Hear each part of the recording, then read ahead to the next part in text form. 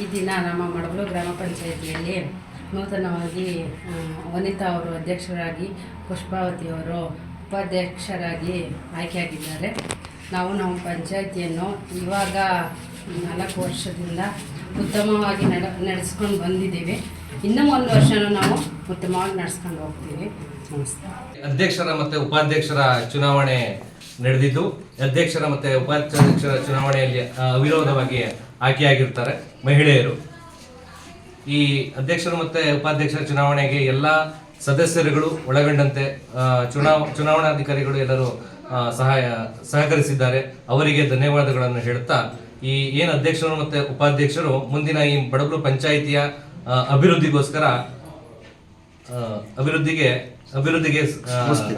ಮಾತನ್ನು ಮುಗಿಸ್ತಾ ಇದ್ದೀವಿ.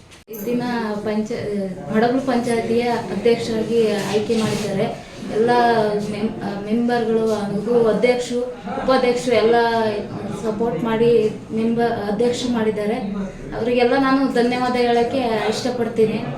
ಹಾಗೆ ನಾವು ಏನು ಅಧ್ಯಕ್ಷರು ಮಾಡಿದ್ದಾರೆ, ಏನು ಇದು ಮಾಡಿದ್ದಾರೆ, ಅದಕ್ಕೆ ನಾವು ಬದ್ಧರಾಗಿ ನಡಿತೀವಿ. ಹಾಗೆ ಎಲ್ಲ ಕೆಲಸವನ್ನು ಅಚ್ಚುಕಟ್ಟಾಗಿ ಮಾಡ್ಕೊಂಡು ಹೋಗ್ತೀವಿ ಅಂತ ಹೇಳ್ತೀನಿ. ನನ್ನ ಹೆಸರು ಈ ಪಂಚಾಯಿತಿಯ ಸದಸ್ಯರುಗಳೆಲ್ಲ ಸೇರಿ ನನ್ನನ್ನು ಉಪಾಧ್ಯಕ್ಷರನ್ನಾಗಿ ಆಯ್ಕೆ ಮಾಡ್ಕೊಂಡಿದ್ದಾರೆ. ಅದಕ್ಕಾಗಿ ಈ ಪಂಚಾಯಿತಿಯನ್ನು ಅಭಿವೃದ್ಧಿ ಮಾಡ್ತೀನಿ ಅಂತ ನಾನು 2 ಮಾತನ್ನು ಮುಗಿಸ್ತೀನಿ. Media network.